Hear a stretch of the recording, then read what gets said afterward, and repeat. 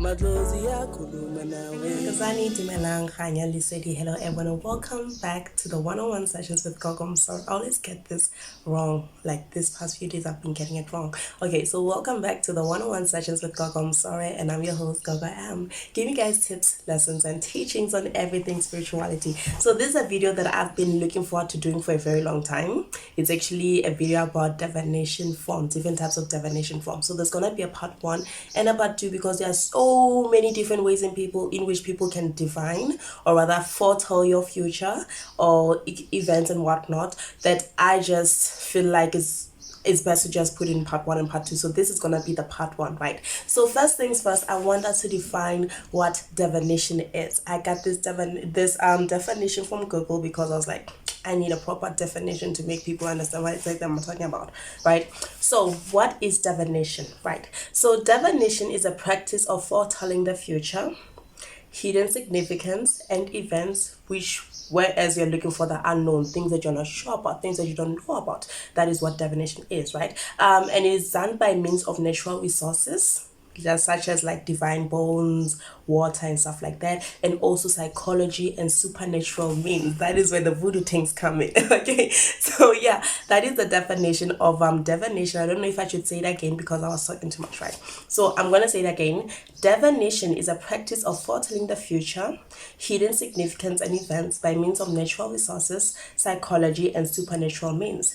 There are different ways in which a person can divine or foretell your future, and the different definition methods or a person can use at times depends on the type of gift that they have and their cultural and traditional background, in a sense. So meaning that yes, a lot of people can do divinations, but usually it is something that is done properly by someone who has a specific gift regarding it, meaning that not everyone can come through and read divine bones for you, okay? Because get that thing out, you need to have the specific gift to properly read through the bones and understand the message that is given to you. Not everyone can read tarot cards for you. Yes, you can go to school, study them and whatnot, but there needs to be an inner understanding or an inner gift that you have, right? So not only is it determined by your spiritual, or rather your spiritual gift, but also the traditional and cultural background of a person plays a huge toll on the divination tool that you will use as a person. For example, African healers, most of the times, the ones that use traditional things, most of the times we will use divine bones because that is where our cultural or traditional background is. That is what our ancestors used. Whereas there are certain healers, or rather certain spiritually gifted people that will use tarot cards, that will use leaves, that will use trees. Like there's just so many things that people can use to divine for your future, but Loana, it has a lot to do with the spiritual background, meaning that it is possible to actually dive into other things as a spiritual person, learn different or other divination tools, but it is that thing you might not really excel in them the way that a person who's gifted or a person from that spiritual background or traditional background would be, because it is not something that you are gifted with as a person, meaning that whatever it is that you are gifted in, that is what you will specialize in the most. Okay, all right, but here's the thing, right? When you are divined, or rather told the future, it doesn't necessarily mean that that is a definite outcome that you'll receive. For example, you might be told that you'll get into an accident, right? You can still do things to prevent that, meaning that everything that you are told through divination can still be changed, can still be altered, in a sense. The decisions that you make as a person can impact your entire life. It's the same, like even when we're not talking about divination, but life in itself, right? I could have done so many things differently in my life, and that would have led me to a different path. I wouldn't be here saying, hi everyone, welcome to the Gaga and School of Spirituality and stuff like that. I would be somewhere else doing other things. So also the choices that you make as a person, whether you have been divined or whether there was a divination, or rather your future was foretold to say that you will be here at this particular moment in time, the decisions that you will make will actually impact as to whether that is exactly where you will be as a person. Also, it's the same as, let's say for example, someone out there sees what so and so is going to pass away at this particular moment in time, right? So this particular person who is told they're going to pass away can still do things to actually prevent that, meaning that that future will change altogether for this particular person. I don't know if you guys understand what I'm saying, but I think I'm making it as clear as I possibly can at this particular moment in time. So I just want to emphasize the fact that divination is not definite. Yes, the future can change. Your decision can impact how the future unfolds for you. Certain decisions can change your outcome at the end of the day. And honestly speaking, when you're divining or prophesying or doing certain things for people, it can become as a warning, or rather as an instruction to say, well, you need to do this to get to this outcome, or you need to stop doing this to get a better life or get a better result in your life at the end of the day. Okay. And also there are different types of divination tools, like I said. So the first one that I want to talk about is called osteomancy. So these are some whitish words here. Some of these things I was like, that's what they call it in English. So osteometry is sort of like osteomancy is actually divining using tools, using bones, right? So yeah, anyways, regarding the different divination forms that people can use, the first one that I want to talk about is called osteomancy. So this is some white word, this is some Western word that even when I heard, I was like, oh, that's a fancy word. So in a sense, I'm an osteomancer. I don't know if that's actually a word, but I'm an osteomancer. The reason why I'm saying that is because osteomancy is the divination tool of casting bones. This is where you're using the Ditsela, divine bones. This is where you're using amatambo to tell or foretell the future of a person. You can also talk about, like, you can also see about the person's past, the person's present, the person's future, whatever outcome, the spiritual things that these people are encountering, the spiritual attacks or the spiritual blessings that a person will receive in their life. So osteomancy or divine bone casting, in a sense, actually gives you a full detail on everything about a person. You can even tell the certain characteristics that people have by just checking or rather reading this person's bones, in a sense, right? So another thing that I noted down, it can be done strictly with bones, or you can add shells, crystals, rocks, wood, dyes, or any other thing you wish to add. That is why you'll see with a lot of healers, not only do they have bones in their divine bones, but you'll find like wood. For example, there are a lot of thing is bones moilongo. You'd find out this person used morula trees, because that's a very spiritual tree altogether. You'd find a person using morula tree. You'd find different seashells that represent different things. For example, a lot of people use shells to actually define or rather represent certain ancestors or certain spiritual guardians that are governing a person. Dices are also very important in divine bones, and Lorna, like, gonna give that thing out. You don't need to add all these things all together. It's just up to you as a person, and also up to how your ancestors actually use their bones, because there are some ancestors that just used these other four bones. They're called what are they called again? Ditlo, right? That's what we call them, ditlo. You can actually just tell a person's future by just looking at those four bones alone, right? So it just differs on how your ancestors worked and how you want to work as a person. Some people simplify their things by adding other herbs, or rather they want to get more details about certain things by adding other bones or other tools in their divine bones to make sure that they can give a person the proper clarity in everything that is there to tell you as a person, right? So I also noted down the type of bones you add are up to you as the reader, and also up to your ancestors, what they used and how they used it in their time. That's why exactly what I said earlier. So it's up to you, and it's also up to your ancestors, meaning what, not every healer can have the same divine bones, right? You can find what, for example, you're a healer in South Africa, but you have ancestors from all over the continent, right? All over the continent. You're a healer from South Africa and you have like ancestors from all over the continent. Some from Zimbabwe, some from Mozambique, some from Congo and stuff like that. So you'd find where you have certain bones that represent those particular ancestors. You have certain bones that are the same or rather similar to the ones that are used by the people in other different tribes, because that is what your ancestors use. Meaning what, some of these ancestors will speak to you using those particular bones that represent their ancestors or that represent their tribal background, in a sense, right?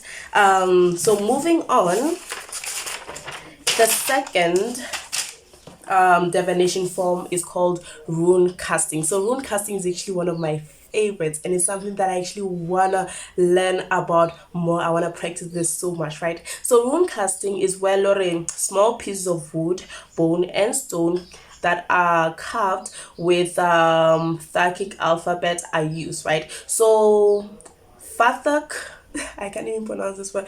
Fathak alphabets are the old Germanic alphabets, right? Which are 24 in number and can be seen written in old scriptures. So these ones are German alphabets, right? So because that thing are not all healers are African, there are also Western healers, are also healers from different tribes and different cultures, Indian, Chinese, Japanese, all those kind of things, right? So there are certain runes that actually have different alphabets that represent that particular tribe that they come from. So the Fathak alphabet, guys, don't judge me. This is a very hard word to actually pronounce.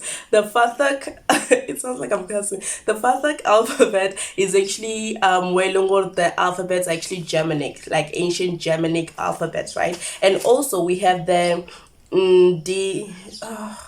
Andingra. The Andingra are West African symbols or runes used as letters and messages to tell stories and give information and reminders and lessons. These ones have 122 symbols, right? So this one's actually African, right? So you'll find these ones in the west side of Africa, places like Nigeria and stuff like that. Those are the alphabets that they use. So whether they have their own runes, which are actually carved with symbols or rather the letters of the Andingra alphabet, and that is the runes that they use. So for that it's like 122, which is a lot, but most of those alphabets are actually beautiful alphabets, and they have very significant meaning and very significant translations and storytellings and all those kind of things. That is where you'll find some of these things carved in caves and whatnot, right? So because I remember in one of my old studies, like art history, right, I used to like research more on like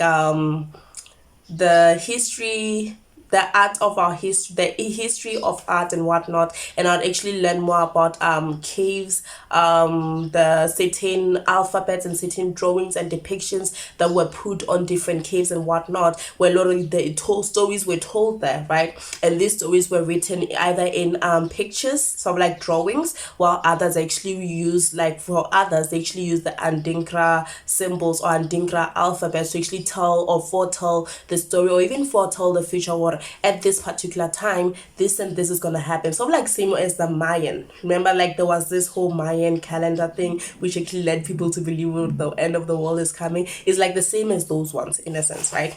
Then also we have the hieroglyphs. So the hieroglyphs is actually the Egyptian language, right? So with the Egyptians, we all know that their tombs, the pyramids, all those things, they have symbols on them, right? So those symbols talk about the present and the past and also the future in a sense. They tell stories about Bohera, Anu, all those different Egyptian they're mythological because they're from the past and people have forgotten about them. Mythological entities and people and whatnot, they are all there like put in descriptions there. So there are also certain runes that can be used to actually foretell the future with the same symbols or same hieroglyphics that are used in the Egyptian tombs and whatnot, right?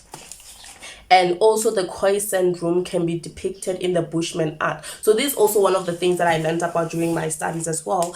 So the Khoisan, they had runes as well. So most of their runes, well, most of the symbols are forgotten, unfortunately. But when you get into the Khoisan art, where you talk about the caves in which they depicted most of the history of the Khoisan people, you'll see certain drawings, right? So those drawings can also be regarded as the Khoisan runes themselves, whereas they talked about the present, the future, they talked about the gods, they talked about the rain gods, the elephants and whatnot, different spiritual entities, different spiritual beings and whatnot. And even another thing that I actually liked about the Khoisan, or rather, yeah, the Bushman art, is that it also educated people about the spirituality at that time. It also talked about the trends of the trance dance, that healers go through and whatnot. So that was actually one of my favorite parts about this. But Lorna, there are runes that are actually depicting certain Khoisan alphabets that people can actually use to actually divine, or rather foretell your future at the end of the day. So I went a bit astray with this one because I got too excited, but it is what it is, right? So another thing that I pointed down is that the meaning of each reading is dependent on the runes and the placement and the sequence of the runes surrounding them, right? So with this one, it's actually just to make things a lot clearer. It's the same as with divine bones, right? You can throw your bones, they all have different meanings, right? Every single bone has its meaning, but the placement of the bone is very important. The sequence of your bones are very important. There's just so many things that are very important, and how the bone is actually sitting is also very important. That can help you connect the dots and be able to tell a person exactly what it is that you need to know. So the same thing applies with the runes. The placement, the sequence, and the manner in which the rune is sitting will actually help you in terms of divining people, or rather foretelling people their future using these runes that you will be using as a spiritual healer. Okay. Number 3 is scrying, right? Also one of my favorites, right? So scrying is a divination form where the main tool is your intuition and your psychic ability. So this one is a very tricky one. Not anyone can actually just wake up and say, I want to start scrying. You need to be connected with your spiritual ability or your psychic ability, and you also need to be connected with your intuition. You cannot do scrying without being connected with either one of these two things. Which also you need to be connected with both of them if you want to do scrying, right? So there are multiple methods of scrying, and as a medium, there are multiple methods of scrying for a medium name. So these methods of scrying, number 1 is a bowl or a glass of water. Right? So there are people by Longore, they need a glass of water with them when they are divining, or rather foretelling you your future. This is where they'll get information from the glass of water. Do not ask me how that is done, because as a person who uses water as well, I don't know either. Like, you just get the information you need to get. Sometimes you can see things in the water. Sometimes your intuition will speak to you. So it just differs on you as a person and how your ancestors worked, and how this bowl of water can actually be very useful for you. For some people, you'll get that bowl of water or that glass of water, and there are certain things that you need to pour in that water to be able to see exactly what it is that you have to see regarding the person that you are prophesying, or rather the person that you are foretelling the future to, right? Number 2, a flame.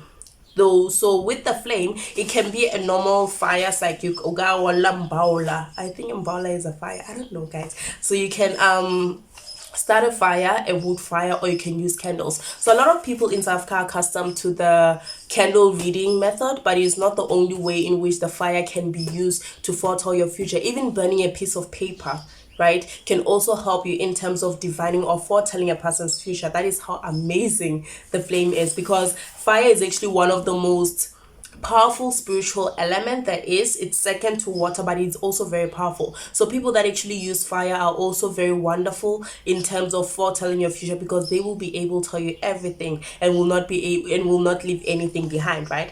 Number 3 is a mirror. So a mirror reading is actually a very good one, even though it is a bit banned to do it as a spiritual person, but also the mirror is actually wonderful. So with the mirror, it's complicated, right? For some people, they can give you a certain herb, whereas they'll put you in a hallucinative state, and in that state you will face the mirror and you will see everything you need to see. That is how awesome it is. It's like actually having things shown to you with your own 2 eyes. So a mirror reading is actually one of the most wonderful form of scrying, because this is when you as a person will not hear anything from the healer, but you will be shown through the mirror by this particular healer. Yes, it does occur that sometimes the healer is the one that looks in the mirror to see your future, but it depends on how the person wants to work, because like I said, it's a bit banned, because get that thing out, people will see certain things from my mirror and then go out and try to beat up people, and at the end of the day, the healer will actually get arrested for showing people the things that they showed them, because at the end of the day, it actually resulted in chaos. So you guys are ruining things for yourself, just saying. Number 4, a crystal ball. So a crystal ball is very similar to the mirror and the water. So a crystal ball, I don't have the crystal ball with me. Okay, it's fine. So a crystal ball, you see it in a lot of movies where like there's a circus and there's this really weird gypsy lady foretelling your future and stuff like that with a crystal ball. So what happens that once you've connected as a healer, once you've connected with your spirit, your spiritual abilities, your psychic abilities, and your intuition, you just call upon the name of a person, you look at the crystal ball, and you'll either be shown images or your intuition will tell you what's what. So it's very similar to water reading, because you are shown things or you can be told things intuitively, so, or even through your ears. They can actually even whisper what's going on in a person's life through your ears as a healer. But get that thing, you as a healer are the one who's gonna see it, whereas the next person will not see, because the next person is not really connected with their spirits that much, right? And another form of scrying is a pen and a paper. So this is where you'd see a person taking a pen and a paper just scribbling around. So this person doesn't necessarily write anything meaningful in the paper, but they do it as a way to connect with their spirits and their ancestors, right? And whereas they connect with their spirits and their ancestors will speak to them in the entire process, whereas they are writing down whatever, or rather scribbling down anything that they want to scribble down on the paper, right? For example, what kind of example can I use with this one? Yeah, I believe most of us have seen Ditsela. I don't really watch it much, but I did watch it this one time, and I noticed what the lady is doing, scrying. That lady is doing scrying. So you see her writing down the paper. There's not really anything that she's writing. She's just scribbling down as a way to connect with the intuition, with the spiritual abilities, and to also connect with their ancestors. That is what scrying is when you're using a pen and a paper, okay? Right, so with this different scrying methods and everything, what will happen is that the healer will either see visions, the seer will see visions, images, or even messages, right? So meaning what, is not always your intuition that will come into work, but also you might even see things with your naked eye. It could be images that can actually help you link to what it is that this person is going for, what it is that the spirits want you to tell this particular person. It can be images, flashing images. That's like, you know, when you're having visions and they're not like really clear visions, they come in the form of a picture. It's like one comes, it goes, then the other one comes and it goes. I'm weird. Some of you guys really understand it, while others actually messages, right? And also it doesn't even end there, because some people, it goes deeper than that. For some people, it actually affects the 7 senses. You might actually even feel someone touching you. You might actually smell something that actually links to a person, or rather the spirit that is with you at that particular moment. Let's say, for example, it is a medium who is trying to connect with the spirit of someone in the family who passed away. Instead of them seeing images and messages and visions, they can actually just smell certain things that this person wanted, or rather liked when they were alive, right? And also they can actually even hear certain things that are significant to this particular person who you are trying to connect to, who has passed away, okay? Then another thing, which is the second last of this part 1 of the divination forms, is cartomancy, right? Fancy words. So cartomancy is the use of divination cards. This is actually tarot.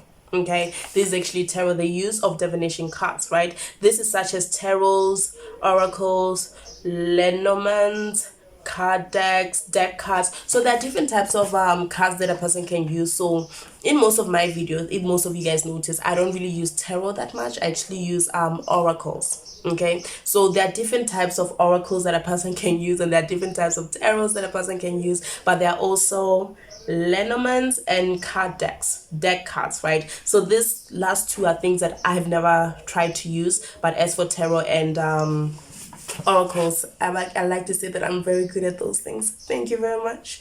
So with this one, it's a matter, okay, speaking from my own experience, let me leave this for a minute, right? It's a matter of understanding the cards, which is actually very important, but Lorna connecting with the spirits at that particular moment in time. Because if you do not connect with the spirits while you're placing or shuffling or starting with the cards, then you will not get the significant cards that have the correct message for this person. You'll just get random cards, right? And also connecting with your intuition, the same way as you could see the hanging man, meaning this particular thing, your intuition may tell you, or in this particular reading, this is what it means. So you can never really cram with cards. You need to fully be connected with your intuition and understand exactly why it is, or what message the ancestors or the spiritual guides that you're connected to in that particular moment want to tell the person that you're doing a reading for and whatnot, right? So like I said, there are different ways there are different cards to it, so whichever one you're most comfortable with, you can use it. So this one is for everyone who has connection with their intuition, meaning that when you have a good connection with your intuition, you've connected with your intuition to a certain extent, then you can actually take up learning tarot cards or oracles, and you will be able to fully understand and get the messages that you need to get while you're doing this particular reading. Okay, and I also wrote down that the cards are read differently by each person based on culture, who you learn from, whether or not your spiritual guides speak to you in the process or not, right? So there are different factors that affect how you read the cards. Firstly is your culture, meaning that different cultures have different tarots or different divination cards that have their own significant meaning. Number two, who taught you these things? So it's a matter of who's teaching you how to read them as well. So every single person or every single healer has their own method in terms of divining or divination, right? It's the same as when you go to initiate. If, let's say, for example, you go to this particular gogo to initiate and whatnot, and they teach you divine bones, there's a high chance that my divine bones are read differently from yours. For example, yeah, my mom is a sangoma and I'm also a sangoma, right? We can both throw our bones on the floor asking the same thing.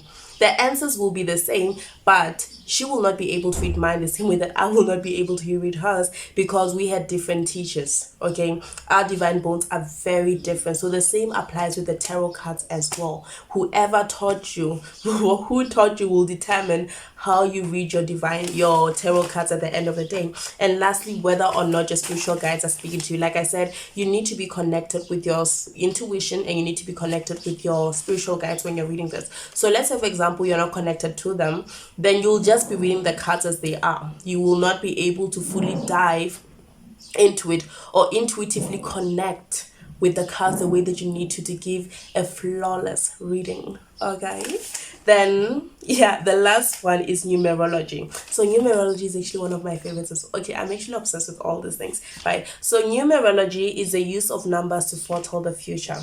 For example, these are occult numbers, energy numbers. So for most of people will be like, oh god, I'm seeing 1111, 1111, I'm seeing 222, I'm seeing this and this. That is actually a form of divination, right?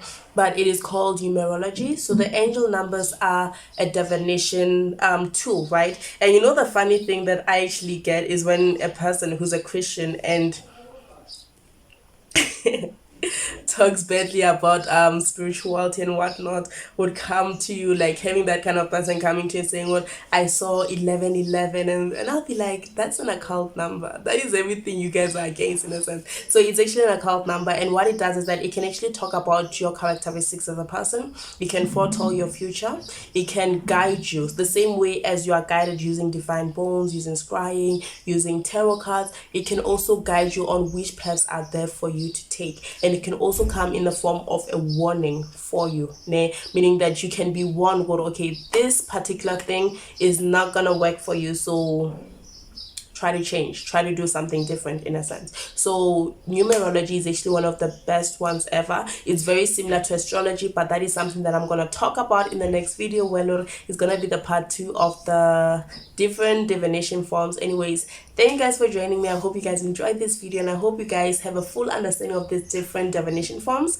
And honestly speaking, I'd advise a lot of people to actually go ahead and learn some of those things. They're actually very interesting. So if you have a specific gift for a certain one, try to master it as much as possible. The best thing about divination or spirituality in general is that you can never be an expert. Even today, after so long since I've initiated, after so long that I've been practicing, I still feel like I'm still learning more on a daily basis, and that is something that I would actually advise everyone to do. Whether you're a sangoma, whether you're a prophet, whether you're a healer, whatever or a medium, whatever it is that you are, you can never know too much. So try to learn different forms of divination. You never know which spirit you're gonna be appeasing and which ancestor is gonna bless you for doing that. So go ahead and do it. Anyways, thank you guys for joining me. Have a beautiful one. Tokozani. Bye bye.